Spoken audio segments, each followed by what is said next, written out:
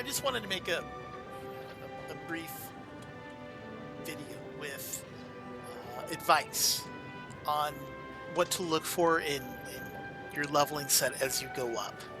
I'm kind of basically assuming that you've already got you can make it to high rank with just about any set of armor. I worked my way up, I think, with a combination of Anja and then Legiana and then Kirin gear from low rank, and that carried me all the way up to Nergigante. And once I got to him, that was really the first wall where I decided I needed to start building armor for what I could for specific fights. And then I decided I could just mix match what I had to make some stuff that worked out really well. Part of it was a lot of luck, and part of it was just, it's a good baseline set to work your way through high rank up until the end of the game, basically, quote unquote end, until you get to the final boss. And that this is basically the set here that I rolled with. Once you unlock Nergigante, when you build this set, you're pretty much set off. I avoided Beetlejuice or Beetlejuice or B-52 or whatever you want to call it for a really long time, but I lucked out and got this belt here, the Bazel Coil. You can look at the stats on it, and they're whatever they are. But it's got fire resist, which really seemed like what I needed most. But mostly it had earplugs, and earplugs are really nice because everything roars. And then the Nergigante stuff I started really getting into because it has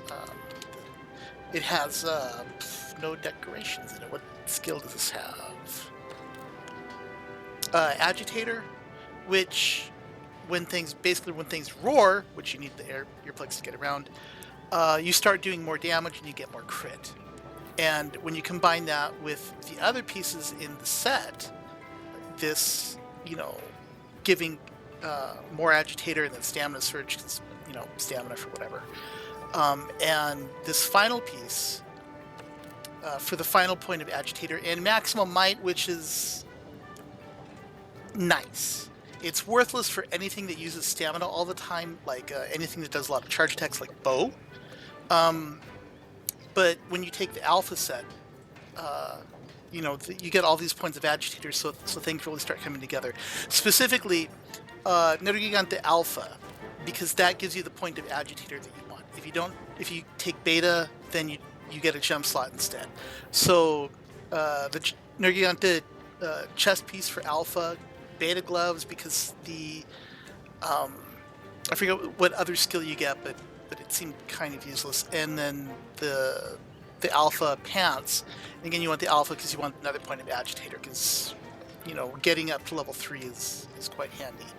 And then I lucked out and managed to loot some fuses to pick up this piece. So I actually had this belt before I managed to ever even kill him, just from watching him fight other animals. And then finally, the Dragon Eyepatch. The Dragon Eyepatch is awesome because it's a gem slot that'll hold a level 3 gem and Weakness Exploit. And Weakness Exploit is an incredible skill. Weakness Exploit is the skill that means that you need to start paying attention to where weak points on monsters are. Oh shit, probably shouldn't have shown you that. Well, tough. There's spoilers here. So when you look at the physiology, everywhere where it says breakable, severable, and weak point, all the red points on the map, whenever you hit those, you get a fuck ton of crit. So that when you add up maximum might, Weakness Exploit, and Agitator, or it used to be called Challenger back in the old days, you have something on the order of like 90% crit, and that translates to roughly a 20% damage increase as long as you're focusing on those places. And that's really nice. I don't have any crit boost in this set because crit boost just never seemed like anything that I wanted to pick up, because I'm vain, and the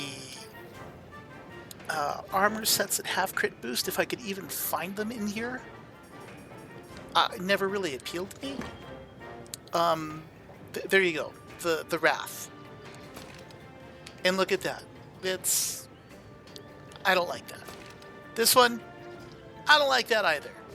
And that other one, you won't ever see them until it's too late, and you'll be able to. And by that time, you should know enough about the game to have a good idea.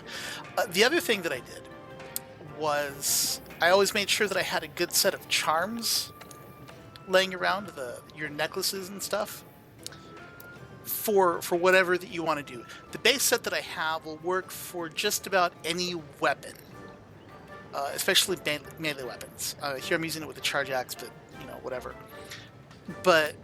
And so you have the Ironside charge, which helps your guard, because I like to guard point because it amuses me greatly.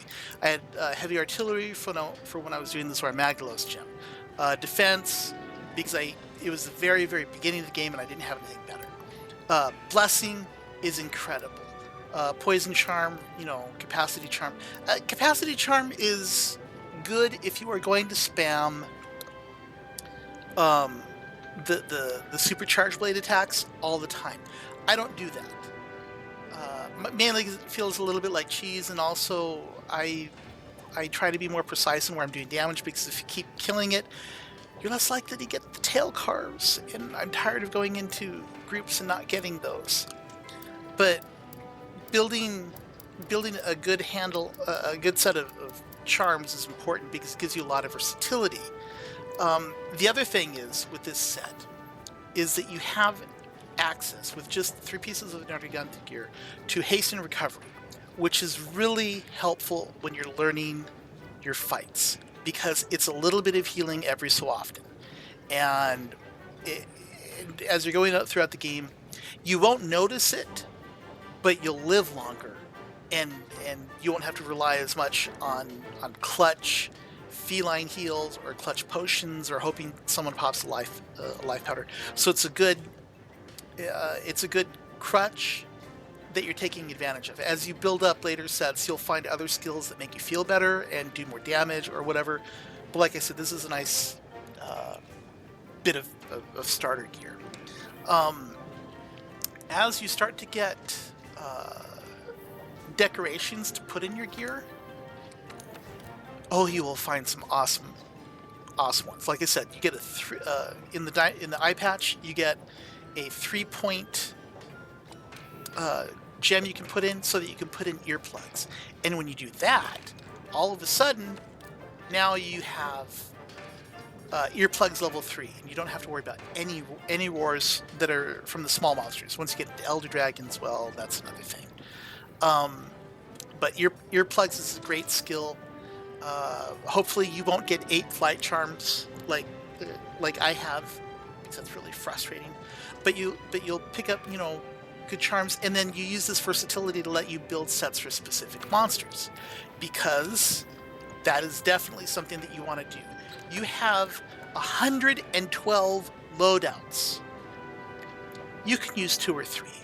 I have one for just my generic charge axe. I have one for when I'm going to go shooting my bow. I have one for when I want to screw around with a hunting horn. This was my high rank grinding set, basically. This is low rank Kirin gear. But then, I have a set for when I go against Valhazak using my bow, because with this, let's see, this will give me. This does not show me. This gives me effluvia resistance, which is really nice. For the Valhazak set, I have effluvia resistance and effluvia expert, so I don't have to deal with any of the farts. And then I also have, Divine Blessing on a charm, and I have a set for Tastra, which I made the Barnos chest piece, which gives me heat guard, so I don't have to deal with Teostra farts. You know, for the end boss game, you know, for the end boss, I made my own set for that. I'm still working on making a set for Kushella de Aura, because Kushella farts, they, like, going in without wind protection, it seems like a fool's errand. So, you know, I'm going to work on a 3-piece set for this, because this is going to get me negating all wind pressure. Oh my god. I am so sick of the Kushella farts. So, you know, hopefully just this base set here gives you an idea of what to use. You won't have access to the second tool. It's fine. But this is my suggestion for a good basic armor set that will take you all the way through high rank up until you fight the last boss. Is your Dragon Eyepatch Alpha, Nergigante Alpha Chest, Nergigante Beta Gloves, the Bazel Bail Belt, and the Nergigante Alpha Pants. And I'll put a link to that, or not a link, but I'll type all that out in the description. So the other thing I would say is, if you see people making videos that say, this is the best armor set ever, or this is the best weapon ever for Monster Hunter, they're wrong. They're just flat out wrong. There may be a specific use case where that set is quote unquote the best, but they're still wrong. God, this is already 10 minutes, and I didn't mean it. Or 12 minutes, and I didn't mean it for it to go that way. One thing that I would say is that there are some very, very excellent weapons to go for, like the Nergigante weapons, because it's very easy to go all the way up in the metal line or the bone line. I mean, you know, maxing out these weapons gives you a great baseline, and then as you're working on the armor, you'll pick up enough stuff to make the, you know, the charge blade, you know, the Nergigante charge blade, or bow, or lance, or whatever, and they have really high sharpness. They're maxed out. It's got a lot of blue. It doesn't have white, but it's got a lot of blue. It's got a gem slot. It gives you some versatility. Another weapon you can go for is the Zora Magdalos, the initial Zora Magdalos weapon, because, you know, it'll be really easy to farm that. You can farm it through SOSs and build this, and this is also a good baseline weapon. This is the one that I used to get through a lot of high rank before I got my Nergigante weapon. But, you know, Nergigante is really nice, but I'm actually working towards this one because it has that tiny bit of white, and I've got a handicraft set that I'm going to work on. There's this dragon weapon that works really good, but also I have the end poison charge blade. I have the end fire charge blade from Rathlos. So you've got all these options to go through. So, I mean, I won't say that you can use the level 1 weapons to do stuff. You got to be using the end game gear, but no one weapon is right for every situation. There are some that are good for excellent for specific ones, and then, you know, stopgap for others. But everything just about has a place, except Honey Hunter. I mean, unless you're a badger, Honey Hunter's not very good. Anyway,